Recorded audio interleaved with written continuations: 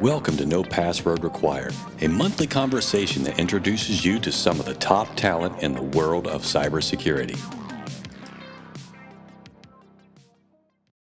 Hello and welcome to the No Password Required podcast. Our podcast is dedicated to exploring the minds and the personalities that make up the field of cybersecurity. I'm your host, Jack Clabby, a cybersecurity attorney at Carlton Fields, PA. With me today is our new, now permanent co-host, Kayley Melton, who's the Vice President of SAC Courseware and Labs at KnowBe4. On the podcast today, we'll chat with Gautam Sharma, the CISO and cybersecurity educator at accesscyber.co. Gautam is a bit of a modern Renaissance man. He divides his time between writing, speaking, teaching, and consulting, all things cybersecurity. He has two lives, though, that often intersect. The other part of his life, he searches for the spotlight and reaches for the microphone as a stand-up comedian and entertainer. Gautam, we look forward to a great conversation. But first, hello to my new co-host, Kayley Melton. Kayley, how are you? I'm great, Jack. How are you doing? Doing great today. I'm looking forward to talking to Gautam for sure. Yeah, me too. So, did you see the recent announcement from the Intelligence Advanced Research Projects activity last It did Tuesday? make a little bit of the rounds, but tell our listeners what's going on here? So they are calling for contract bids for a new project. They're reimagining security with cyberpsychology-informed network defenses. So this is based on a 2019 paper by researchers at Arizona State University, where they suggested we explore deploying a strategy that relies on triggering established cognitive biases affecting human judgment to thwart cyber attackers. So, cyber attackers obviously exploit these biases for themselves, but this proposal is that we turn that against them and exploit their own biases. I like that idea of like turning it against them, right? We think about all the things that make a phishing attack effective, or one of these double versions of these ransomwares where I'm going to post all your dirty secrets unless you pay me immediately, right? It's nice to think we're going to get in the mind of these hackers. I was more surprised that this hadn't been done before. Or at least there's psychology on it, Same. But they haven't turned it into a product that could actually help defend the wall, for what it's worth. Yeah, I felt the same way.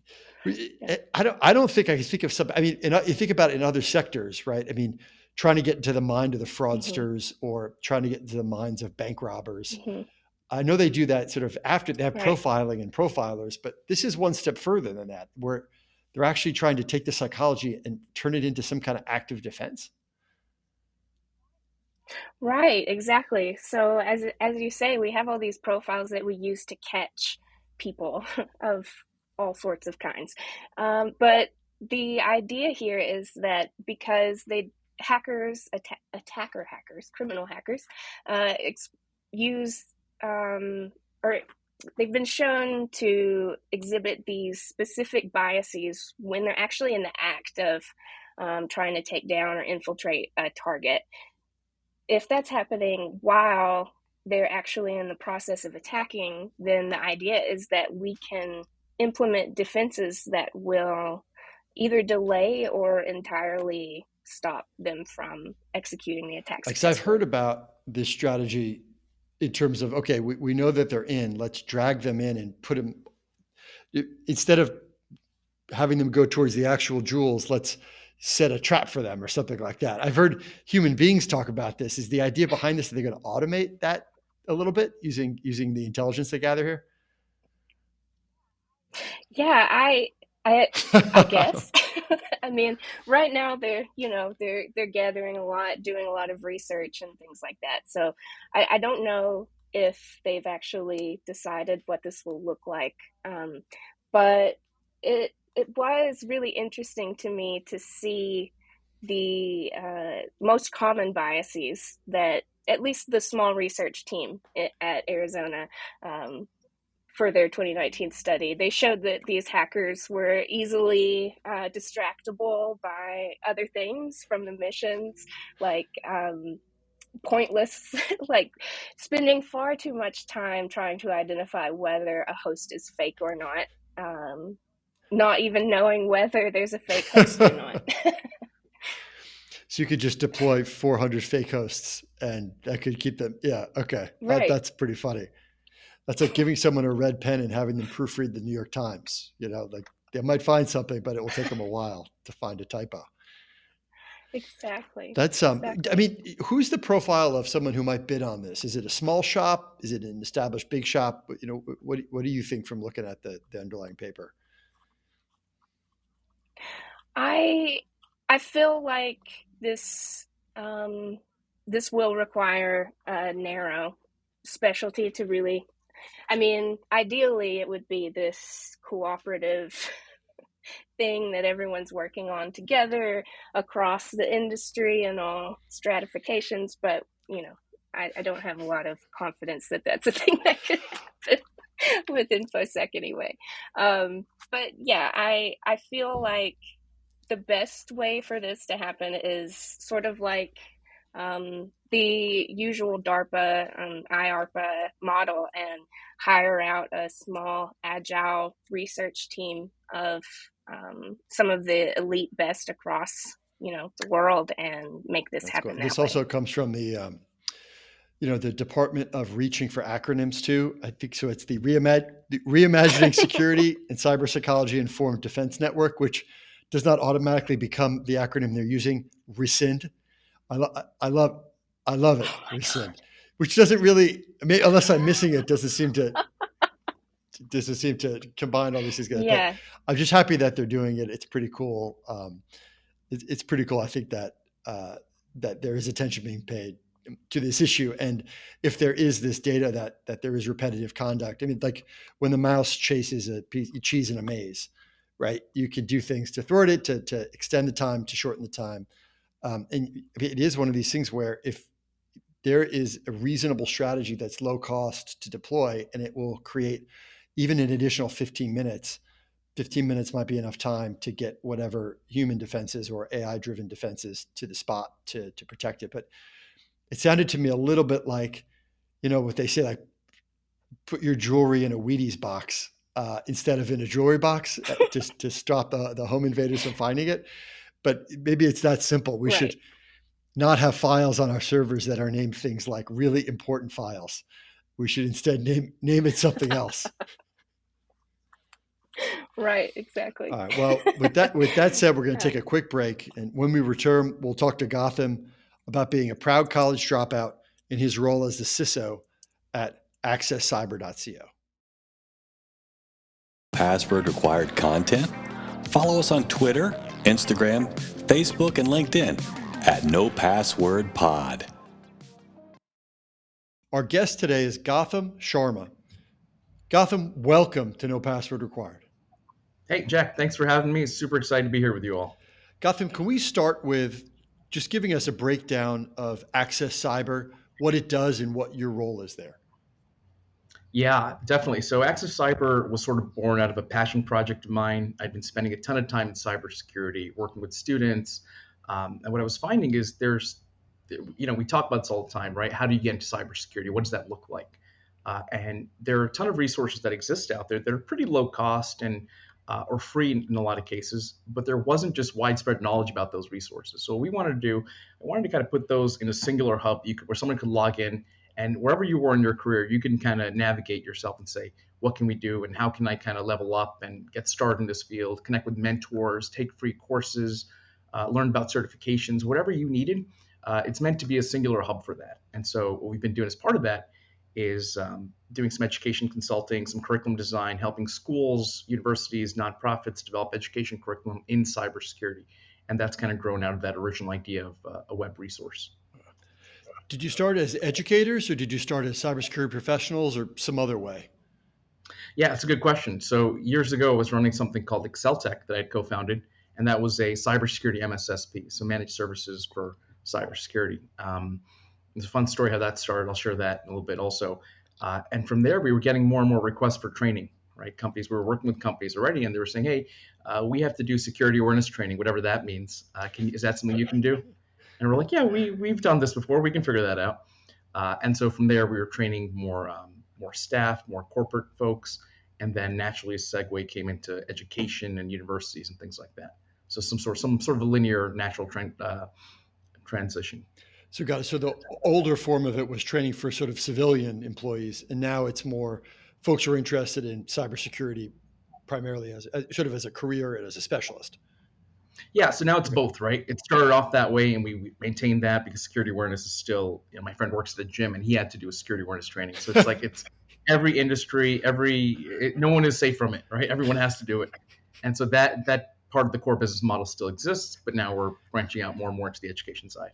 Yeah, exactly. What got you interested in the cybersecurity space in the first place? Yeah, number of things. I was always interested in tech, right? More broadly, more generally, and then sort of like I like the analytical side of things, the puzzle solving. One of the oldest sort of anecdotes I have about like cybersecurity that's non-technical is I would have a journal, right? I think a lot of people had journals, diaries, and so I would write in this thing, and my parents kind of felt the liberty to just kind of browse through this thing. Oh no! It. Oh no! I'm like, no, come on! Like, that's the half worst. of this thing is about you. You can't read this. It's like 8-year-old me is like, my mom sucks. I can't believe you did this. And then I was like, wait a second, I can't move. I'm 8 years old. I live here. I have to figure out a way I can't hide this thing. It's their house. So I started writing in a way of like symbols and things like that. I didn't know it was encryption at the time, right? Awesome. The wording came later, the language came later, but like the idea of maybe I'll just use triangles instead of L's, right? That kind of got me thinking about it. And then you realize, wait a second, there's a whole field of mathematics, cryptography dedicated to things like this. Again, so far moved. Cybersecurity, I don't even think was a thing at that time, like the way it is now. But just kind of thinking about like, how do I protect data? How do I protect my information? At the time, the threat actors were my parents, but now it's around the world, things like that. I like that idea of the original threat actor. Beginnings, right? Yeah. APT, mom and dad. So what works now? Like, what's your go-to method for teaching these successful strategies that can be applied to us, cybersecurity professionals' work life? If you have a theory or philosophy or strategy for it.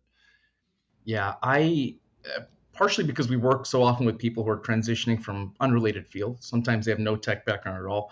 I like to keep things initially as high level as possible, and B as non-technical as possible. So, if you're coming from if your past is in culinary arts, for example, I'm going to try and draw on examples from that world that may be relevant. Because I get to learn about culinary arts, or whatever world you're coming from, and I want to kind of make it as relatable as possible, right? So we're talking about hashing, right? We're talking about combining all these ingredients together, and now you've got this final product, and you can never get back to just having the eggs. If I said, can you separate the eggs from this cake? You probably couldn't do it, right? On a molecular level, you could not separate those eggs, and that's what hashing is, right? So we had students who were great chefs and things like that, and they're like, hey, I want to do something different.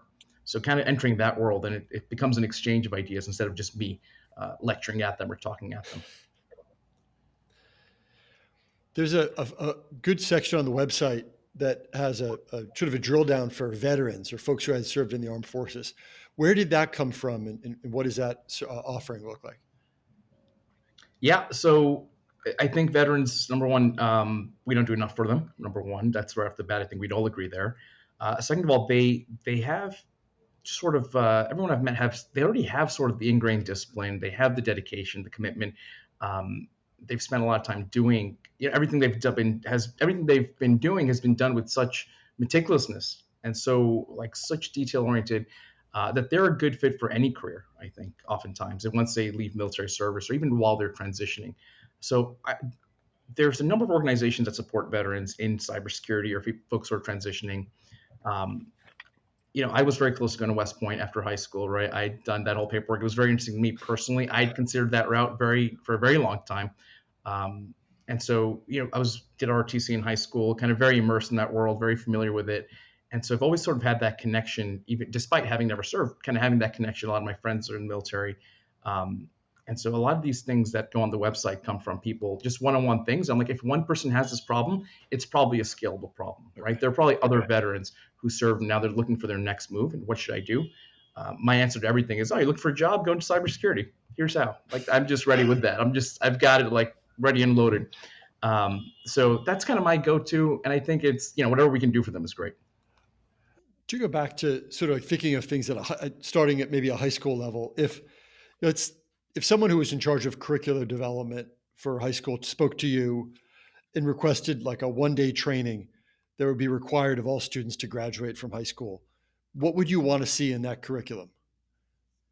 I like this question for a couple of reasons. In college, for example, I'll come back to the high school piece in a sec. But in college, for example, there's like this the writing course they make you take freshman year. I forget what it's called. It's called different things, different places, but something like freshman inquiry, like writing seminar or something. And that's like everyone has to take this to graduate.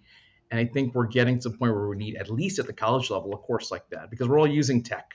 Right. So it behooves us to kind of have a basic understanding of how does this stuff work? How do we secure ourselves? What should we and should we not be doing? At the high school level, I think we got to meet the students where they are. Yeah. Right. Figure out what they're already doing. So the social media is a big piece. Right. You hear about kids, my social media account got hacked or, someone I know, someone shared pictures of someone online. And that's happening at them. Unfortunately, it's very unfortunate, but these things are happening. And so how do you protect these things? How do you protect yourself from these things happening? I think it's less about what we're teaching them, as long as it's relative and not relevant to what sort of they're doing in their day-to-day. We can't start talking to them about critical assets and risk and all these things, right? You've lost them at that point. But we are talking about risk. It just has a different look to it. Do you have any high schoolers at the moment who have taken your education? Yes, we run a summer course every summer for a couple of high schools in New York City in cybersecurity. And so we go over a couple of different things. It gets pretty technical towards the end of it, but so far students seem to be enjoying it. And I hear back from students who after the course say, hey, I think I figured out my college major. And that's like such a great email. And they say violin. Yeah. Exactly. No one's going to get that reference. Fair enough. So we talk when we talk to cyber professionals, a lot of them point to a mentor or sponsor who was really influential to them. But I understand that you once spoke to a well-intentioned colleague who then became your anti-mentor, the opposite of mentor. What's the story there? What happened there, Gotham? Yeah. So I'm glad you brought this up. So a couple of years ago, I was working at JP Morgan. This is probably the early beginning of my corporate career. And so I'm one of the security engineering teams. And, it was one of these like meet the CTO of that line of business and just going around meeting everybody, just, shaking hands and getting to know people. And he comes up to me and I guess someone had told him something. And he says, oh, I've heard about you. In a couple of years, what did he say? He said, in 10, 15 years, you could be the CTO here. Okay. And it was meant as such a genuine compliment. And I was in my head, I'm like, 15 years. You think I'm going to be here 15 years from now? That's wild. That's no way, buddy. And the gears in my head started going and I got to get out of here. And that was really, if I trace it back, sort of my first moment of thinking about how do I escape like corporate America and sort of it's intention, right? Intention of our words and That's how awesome. what we say them with and how they're received. We have to be so careful, I think. I tell you, we have that in the law firm I work for. We call that the one question career test, which is if you look around and you see somebody who's 5 years more senior to you and you want to be like them 5 years out, then okay, great. Your next question becomes, what do you do to be like them? And if you look at them and they're 5 years out and you're like, oh my gosh, I don't want anything to do with that.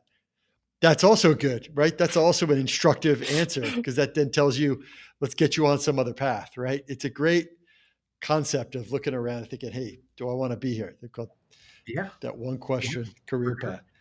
And kudos to him. I think he generally meant it as a sincere compliment. That's not anything on him. I just received it in a way that kind of very, very different than what was intended, I think. When you're thinking about structuring your day, what's something that if it happens, can instantly make your own day better? some of that'll make my day better. I touched on this a little bit with the students.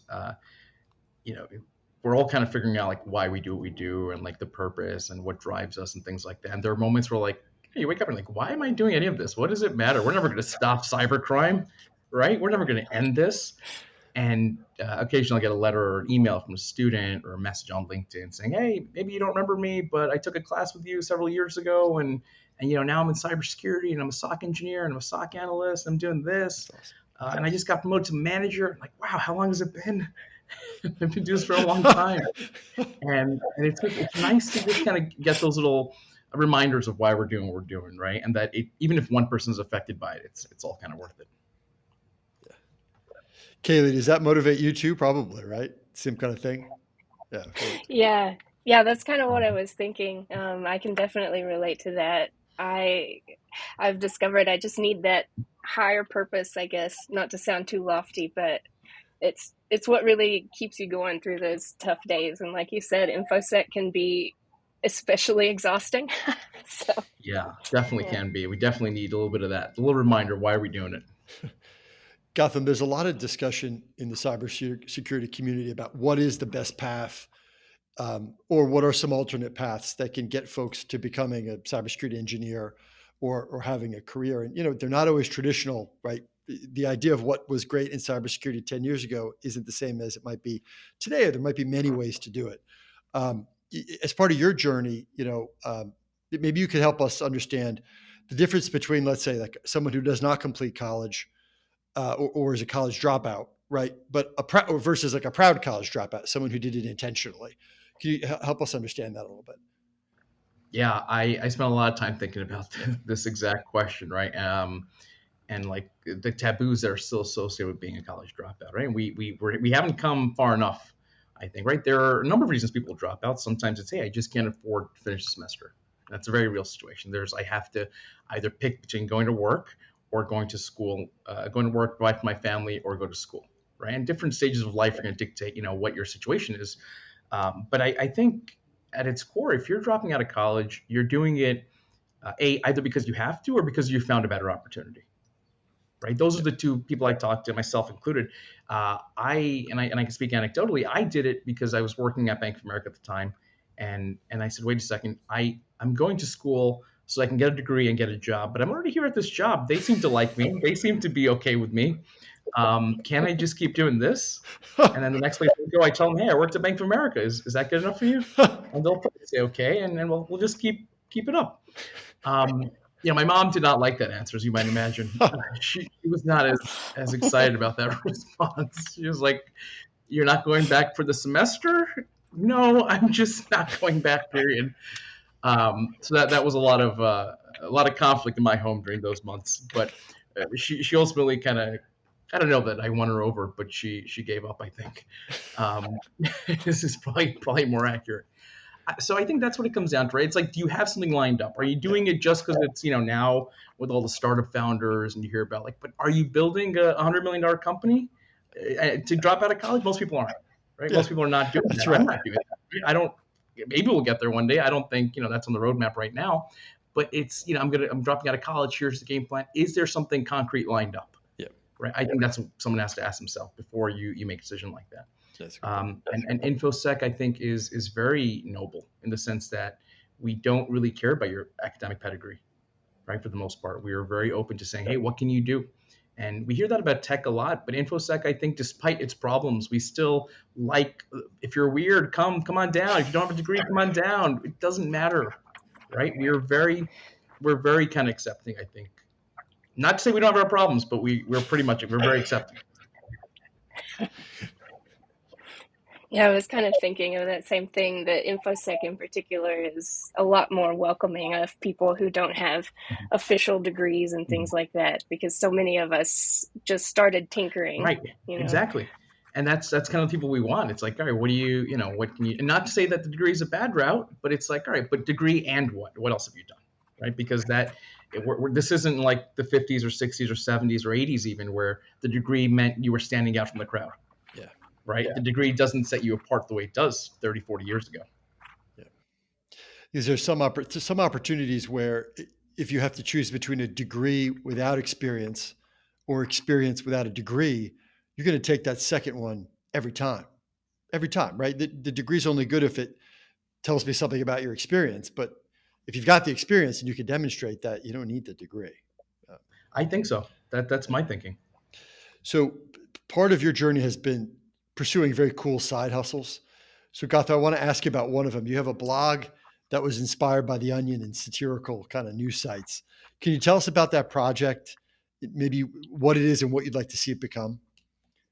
Yeah, for sure. So I've been reading The Onion, like you mentioned, for a very long time, and related like satire publications. Big fan of that, and we can talk about my work in comedy in a little bit. But that, so The Onion, I'm always looking at how do I combine different parts of my life and world, right? So The Onion, satire news, right? First time I came across an Onion article, I was like, I can't believe this is a real story. And then you find out, wait a second, it's The Onion. What does that mean? Oh, I see.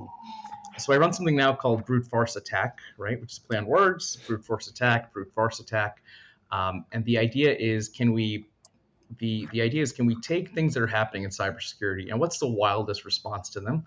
And what is the wildest kind of most humorous, most exaggerated take on them that we can imagine, right? Because when a breach happens, for example, you'll hear companies come out with this kind of stock boilerplate letter, hey, nothing, we're working on it. Your data is safe. We talked to the feds. We'll keep you posted. Don't sue us, right? With a lot of asterisks. With a ton of asterisks, for sure. And it's that boilerplate time after time after time, with some technical jargon thrown in there sometimes to throw off people who aren't necessarily technical. So the way I thought about this was, what's the wildest thing a company could say as part of their post-breach response? What's the sort of a wild response? And that sort of spawned a few headlines, and we went and just kind of went from there. How often do you have ideas for side projects like this, and how do you decide which ones you're going to pursue and which ones you're going to leave for another day?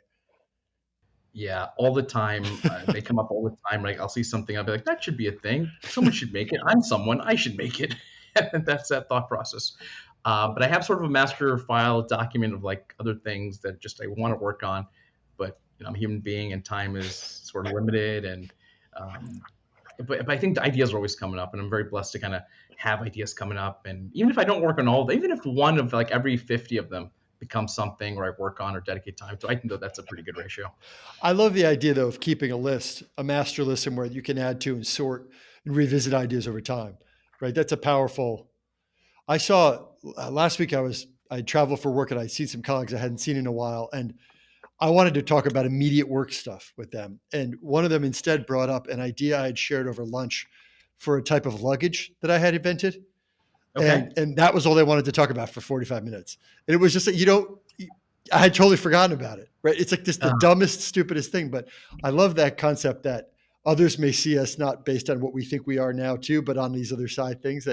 So if you encounter someone who knows you from the blog or from stand up, and then you've got to say, no, I do this whole other thing. And they're like, no. In my mind, you're a blog guy, right? I mean, do you have folks like that? Because you have all these different spheres. If you encounter someone who knows you in one, do you want to share with them that other part of you, or is it you like to keep your worlds separate? I think there's value in kind of being multifaceted, multidimensional, right? I think what it does is it enhances all the other things, right? Like I bring the comedy to my security trainings and security awareness presentations, definitely makes its way into it. The blog itself has been a nice creative outlet, right? All the writing, I've been writing forever. And so the writing is therapeutic at this point. Just because I'm at the intersection of all those worlds, to your point, doesn't mean that everyone exists at those intersections, right? In my world, at least. Most people I know from comedy are just comics. Most people I know from cyber are just cyber. Although there is a surprisingly high overlap rate between comedians, oddly enough. I've met a few folks on Twitter who are in infosec, but also doing stand-up comedy. So that's cool. Interesting. How did you first get into stand-up comedy and, decide that was something you wanted to pursue? Definitely started on a dare. I had just gone out with some friends to go sit and watch an open mic where we're at a bar or something, and someone announced an open mic is starting, which is cue for you can leave now or be subject to whatever's about to happen, right? And that was very nice of them to give people that option. A lot of places don't do it. You'll be sitting there and like someone will start telling jokes like, "What's happening?" I just paid for a meal. And they did that, and we're watching this thing, and my buddy goes, "Hey, you should do that, right? Or I dare you to do that, right?" And I'm like, "No, what are you kidding me?" And then drinking, and we're drinking some more, and I'm like, "How hard can this be?" Right? Liquid courage. How hard can this be? So go up there, completely bomb, horrible, horrible. I've never done anything like that before. And, but what happened after that was I won the $20 from the dare. First off, That's awesome. Thank you very much. And but I looked at what I did, and I was like, I could probably tighten up some of that stuff and make it actually work. And so I went back and I started writing things a little bit. I was like, all right, let's. And then since then, kind of almost weekly, I've been on stage and kind of performed awesome. some. That's awesome. Has this all been in New York, Gotham, for the most part? A lot of it's been in New York, sort of the tri-state area, a little bit of West Coast stuff. Oh wow! So yeah, I mean, you're in like the right place, right time, kind of a thing to do a lot of that. I think so. Comedy's hot right now here. How? What's your process like for writing for the stage? A lot of it is things that happen in conversation, right? Because I think a lot of us are so funny and we can all think back to a time where we made someone laugh or we said something witty. Most people just don't have a reason to capture it on paper, right? It's great in the moment and you can exist in that moment and it's great. You're laughing, they're laughing, and everyone's entertained. But I think my process has changed to just I've incorporated the capturing part.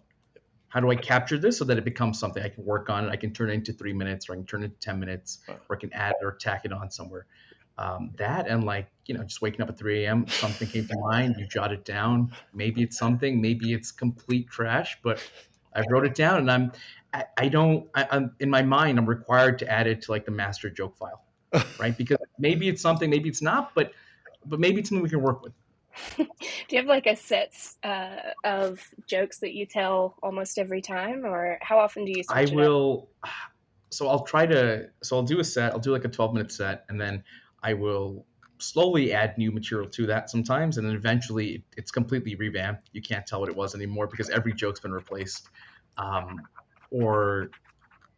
have like comfort jokes that I know will get a laugh, and then I'll lean back on as a crutch if I think like the audience isn't really responding or I'm bombing or whatever. Jokes that are kind of tried and tested that I'll tell, and they'll kind of bring me back up for a little bit, and I'll be above water and go from there. Crowd work. I still love my crowd work. I do a lot of that. That's always fun. Do you incorporate any part of your cybersecurity career identity in your comedy? I've been looking for ways to do that. Okay. It's been I think with the website now, Brute Farce, there's a way to bridge that. And I can kind of figure out how much of this is relatable to people not in infosec, right? And there'll be something we can draw from that and pull from it inevitably. But things definitely cross over the other way, from the comedy world to the security world. That'll definitely happen a lot. Yeah. Just want to ask you one more question, then we'll pivot to a quick break. But you've described your childhood as something of a supporting cast role, and you've become over time a little bit more of a lead role kind of a guy. What do you think was the catalyst for that change from supporting cast to lead role? Yeah, supporting cast in the sense of exactly what it sounds like, right? Where someone's working on something, I'm there. I'm your guy. Let's work on it, right? It's your thing. You do it, and whatever you need, I'm here in the background, sort of in the shadows in the background. And I think over time, what I realized was there's a certain world that you can exist like that for a very long time. And it's great, and some people prefer that, right? Just to be kind of behind the scenes. But what I kind of realized over time was there's a certain part of the world that's closed off to people who operate like that. And if that's something that's interesting to you, if that's a world you want to partake in, there's a certain shift that needs to happen. So I don't know that I'd go as far as lead guy or lead role, but I think definitely more of an active role in my own life. I've definitely taken on. That's great. So I think that's important. I think not that one is better than the other, right? It's both. We need both kinds. We need all kinds of people. But that just kind of, when I saw the direction I wanted my life, my personal life, my career to go in, that just seemed like the right move. Oh, very cool. I think it's important too for people to realize that you're not stuck in one or the other, that you can intentionally change whether you want to be supporting or lead or yeah, very much. And I think you hit it on the head with that last part, a little bit of both. And I think that's a sweet spot, right? Because there are going to be people who we want to just support how they're operating and whatever they're working on. We may not know enough about it, right? We just want to be supporting them to make their dreams or their success happen. So yes and yes is kind of the way I think about it. Well, we're going to take a short break now. And when we return, we'll put Gotham through our lifestyle polygraph. Stay with us. You're listening to the No Password Required podcast. We cover cybersecurity and a lot of other stuff. Welcome back. Gotham, are you ready for the lifestyle I'm polygraph? afraid to say yes, but I'm going to. Yeah, let's do it. Awesome. All right. Question number 1. What's the greatest lesson that your mom ever taught you? Greatest lesson my mom ever taught me. I think be kind to everyone all the time, to connect with my spirituality a little bit, and then intention, right? Consider intention that people are coming at you with. Yeah, that's so important. I love it. What would you say her response to that question would be? What the greatest lesson she's taught you? She would probably say I've learned nothing from her, right? Like, despite her best efforts, I've learned nothing. I don't know if she'd say this, but like what I've learned from watching her is my mom is the ultimate rebel, right? I have never met someone who embodies the spirit of rebellion more than my mother.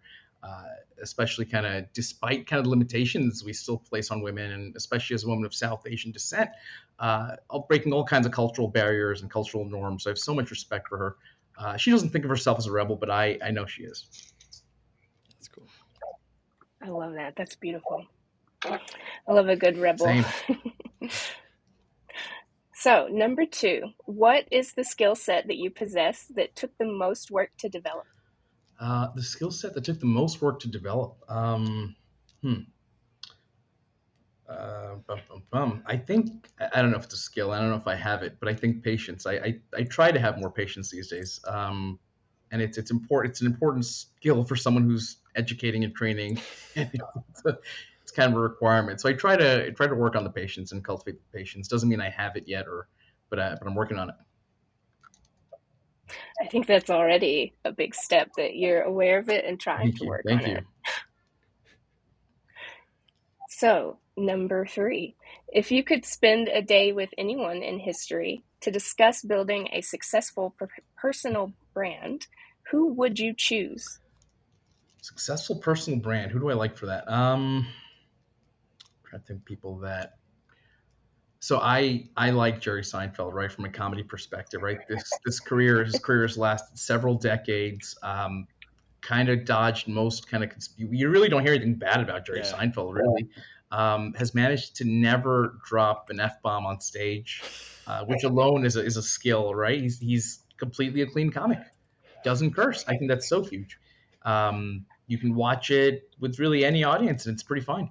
So I think that's huge. And then kind of built his brand into other things, right? The show, the web series, books, all kinds of things. He had that stand-up documentary. I don't know what it was on, what platform it was on, maybe a year or two ago, but it was incredible to watch how all the success he had, and he was still doing material in clubs. Now he can get on in any club he wants to, and they'll hear him. So it's a lot easier, but it was still cool how he still had that, I want to get up and I want to try new stuff, and some's going to happen and some's going to fail. He was just putting himself back out there. It was, look, he's got a heck of a cushion at this point, but it was still really cool. Like, he could do anything. He could just sit on his butt all day, but he was out still trying new material. It was pretty cool. For sure. Yeah, and I think that speaks to like humility and a true love for the art, right? Like you wouldn't do that if you didn't love it. If you were just in it for the money, you wouldn't do it. Or if you were just in it for to get famous, you wouldn't do that. Yeah. But I think those are both great qualities. Yeah, that's cool. I didn't know that about not dropping an F-bomb on stage. That really is pretty impressive. I have a hard time not F-bombing around children. This is the hardest 30 minutes of my life. Are you kidding me? I haven't. Better that they hear it from you, Kayley, than from someone else. That's what I like to think. That's right. That's right. All right. So, number 4, what is a moment of your life that you'd like to experience again? Moment of my life I'd like to experience again. What do I have for this? Moment of my life I'd like to re-experience. I thought about this. I don't know that I have anything good for this. There are like a number of like just silly family vacations over the years that have like been basically like a comedy of errors type thing. that were horrible in the moment, but in retrospect, I was like, that was a good moment. That was a great moment of my life. And there you go, one of those. That's a great thing though to have, right? It's that even the stuff that didn't work out the way you wanted to still was pretty cool. Like I always worry when you think about revisiting something that maybe something didn't go the way you wanted to, but then if you went back and corrected it, it would screw everything up. And maybe it was the mess up that was the thing that was great, right? It caused it to That's be really that's the right attitude, I think. Yeah, you have to have that attitude, which is why I try to think now, like things that maybe I'm not loving, or I'm like, that's not great. I'm like, what is this going to look like in X number of years from now? That's right. Someone say entrepreneurship is harvesting failures, right? You just got to because you got to get through them at some point, because that's how you're learning how things don't work, but two, you're not asking the right people if you're always successful. I got to imagine that doing stand up, at least in the early days, is good training on entrepreneurship. It's good training for everything. Because it's not just public speaking; it's public speaking, and there's an expected response, right? If you do something in different arts, I think people will clap at the end of it just to be polite. People are not going to laugh just to be polite, right? If you sing a song, people will be like, "All right, he tried, she tried. Let's give a little something." But people are very kind of keep their laughter close to the chest. They're not just handing it out. Right? You've got to really earn that. I think also the ability to maybe accept failure, because inevitably someone's not going to laugh. 100%. Or boo you, even. And like rejection, right? Straight up rejection. And not laughter is rejection. So building that muscle a little bit, tolerance for that. So number 5, if you were attempting to relax on vacation, which part of you is more brutal to shut off? The cybersecurity part or the comedian? I think the comedian is hard to silence, because he always wants to say things, and he's just saying things.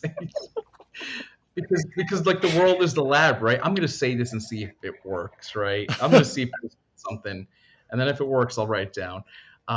Because like day to day, if you're looking for funny things, you will find funny things happening throughout the day, and wherever in the world you are, you can find. It's harder in some cases than others, but you will find something to laugh at. Yeah, I guess comedy is kind of a universal language. For sure. So I don't actually have a 6th question, but I've heard you have a really interesting book idea. So I'm going to make that my question 6. Okay, cool. I haven't talked about this anywhere else. The book is, I'm calling it a book. There's enough words for like a blog post right now, but okay. Whatever. We'll get a book out of it eventually. It's so again, bringing up Seinfeld again, one of my favorite shows. Watched every episode probably dozens of times. And so the book is combining my different worlds, right, of cybersecurity and Seinfeld. And as I watch that show now, I think about like there's all these moments in there that lend themselves to great cybersecurity analogies. So the book is working title like Seinfeld and cybersecurity, or like 10 cybersecurity lessons from Jerry Seinfeld. So we'll see what comes of that. I think I have like 1 or 2 so far. We'll get the other 8. I absolutely love that idea. I think it would be pretty successful. I just finished a rewatch of Seinfeld not too long ago, and yeah, I could totally see how that would be relevant. There's just a ton of anecdotes from there that you with some creativity can become something.